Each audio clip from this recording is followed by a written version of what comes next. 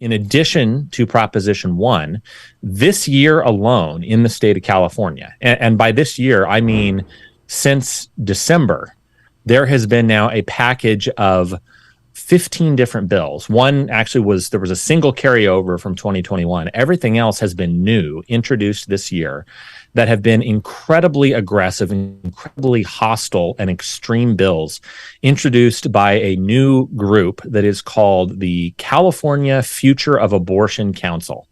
And this is a group that Gavin Newsom started putting together last fall. As soon as he survived the recall, he got together with 40 different state, local, and national organizations that are advancing abortion rights. Hey everybody, welcome to Our Watch. I am Tim Thompson, and we've got some important things to talk about today.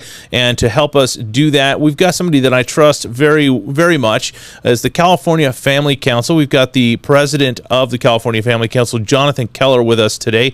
Jonathan, welcome back to the program. Tim, great to be with you and all your listeners.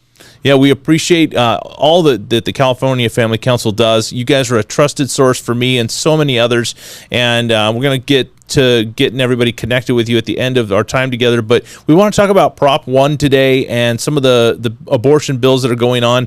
For our listeners that may not know what Prop 1 is, can you explain to us what it is, what's going on with it, where we're headed?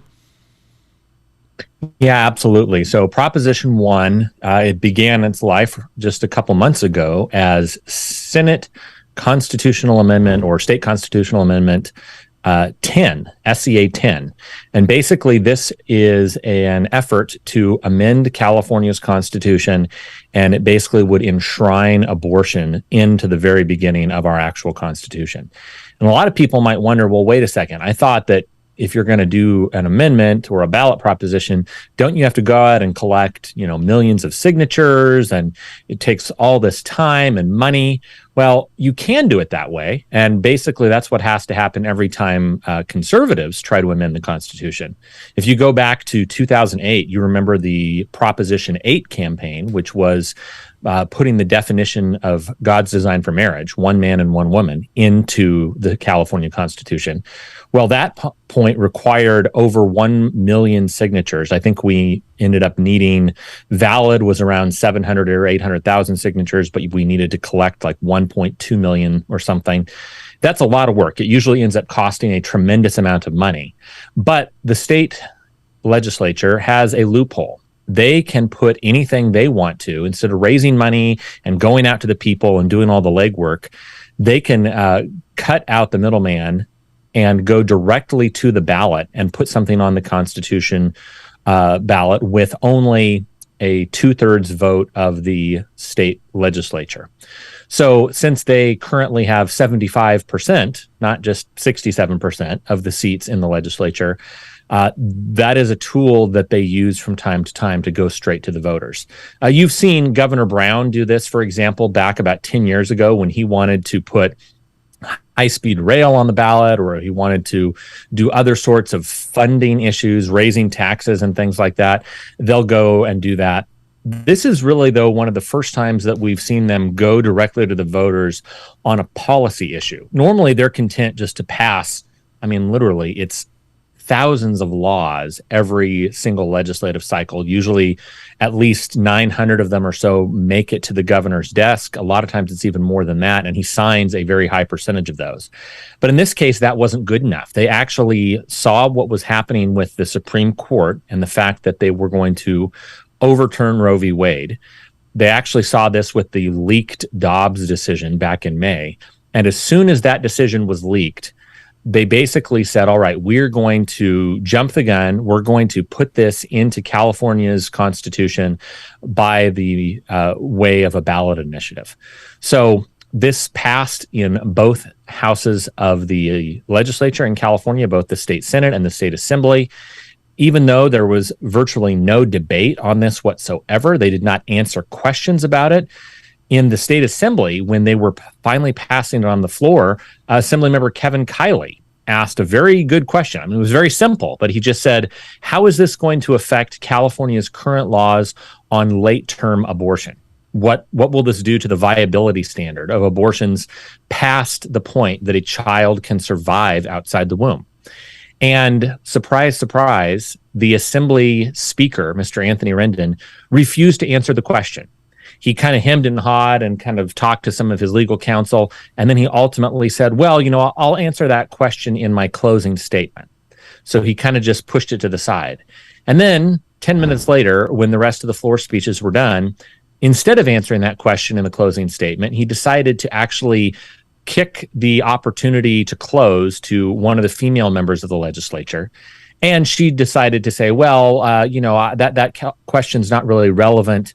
It's kind of been answered by other things, so we're not going to discuss that again. We will not answer Mr. Kiley's question.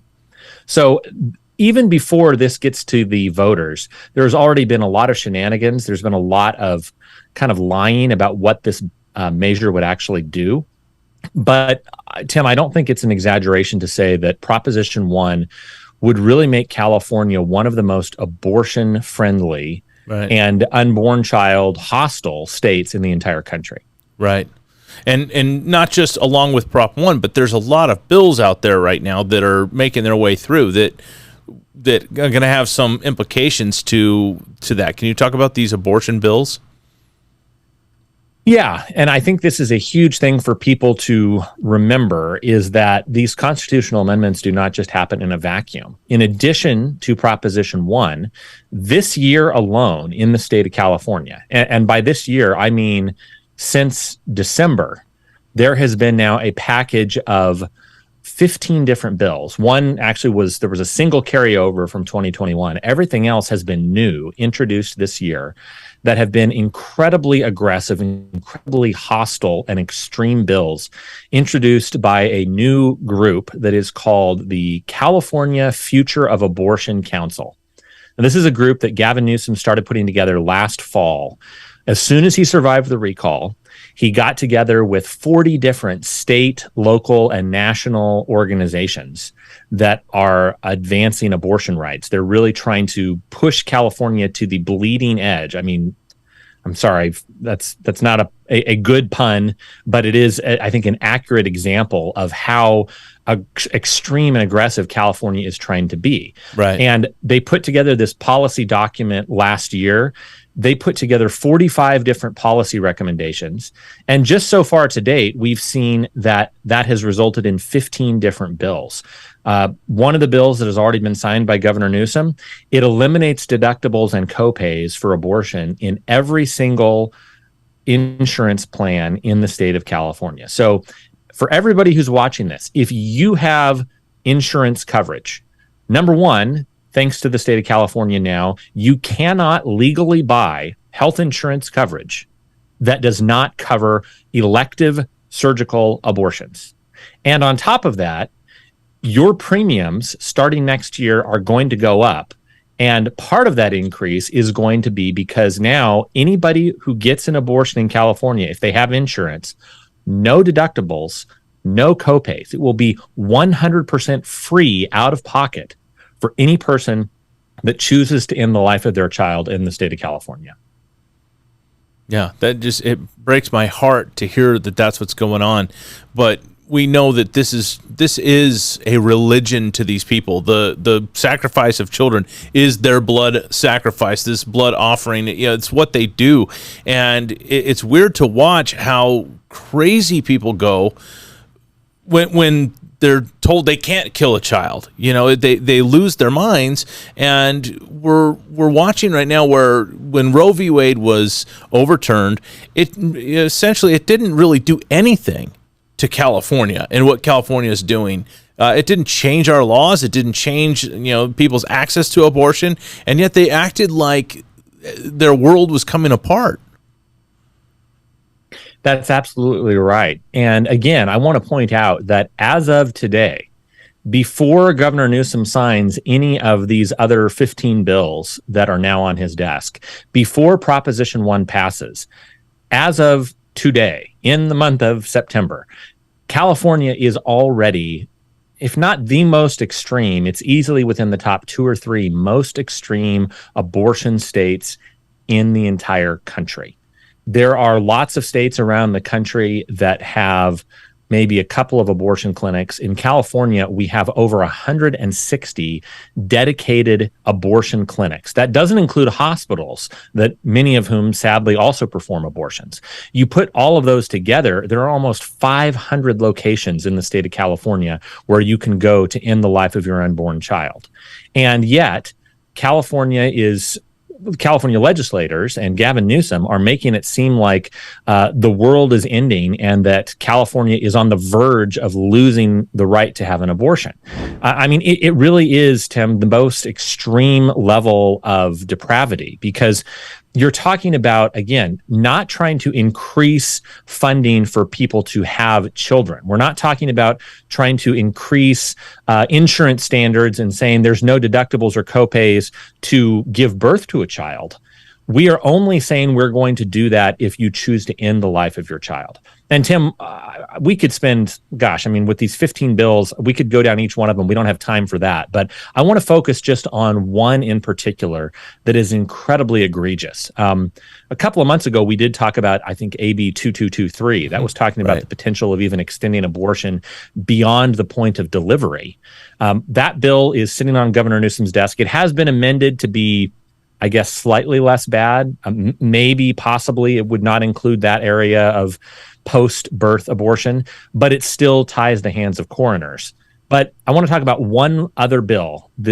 Of all the ones, this is the other one that I think is the most egregious and the most offensive, and that is SB 1142.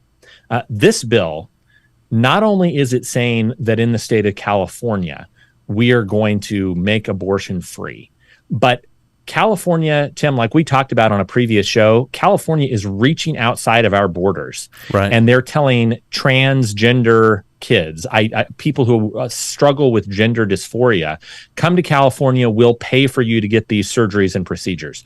Well, California is now actively recruiting people to come to California and end the lives of their children through SB 1142. This puts a huge amount of money between this and some amendments they made to the budget. It puts a huge amount of money into California's abortion support funds, so-called.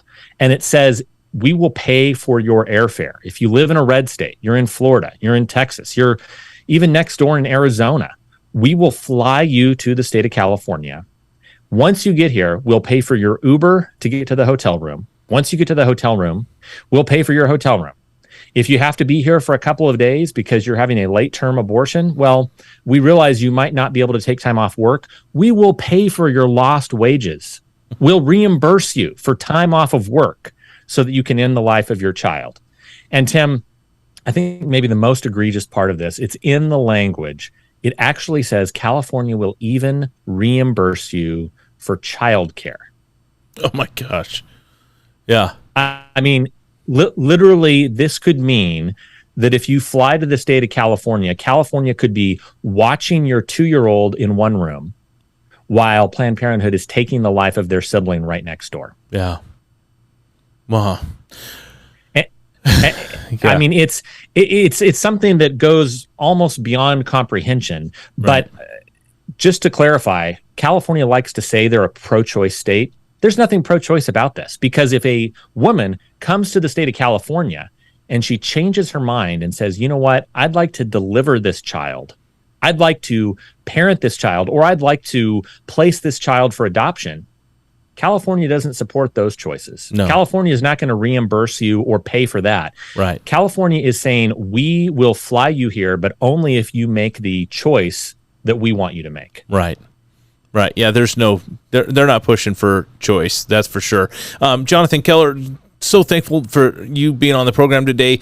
We just have a couple seconds left. How can people connect with you, with California Family Council, and keep up to date on all these bills? Just go to our website, californiafamily.org. We've been posting a ton about all of these. We've also got a bunch of information about Prop 1. Again, just go to californiafamily.org. We have a Prop 1 tab right at the top. You can click there. You can get lots more information, videos, talking points, resources. We're happy to help push this out, and we hope that you'll help educate yourself, your church, and everyone you know. Amen. All right. Jonathan Keller, thank you so much. We'll see you next time right here on Our Watch with Tim Thompson.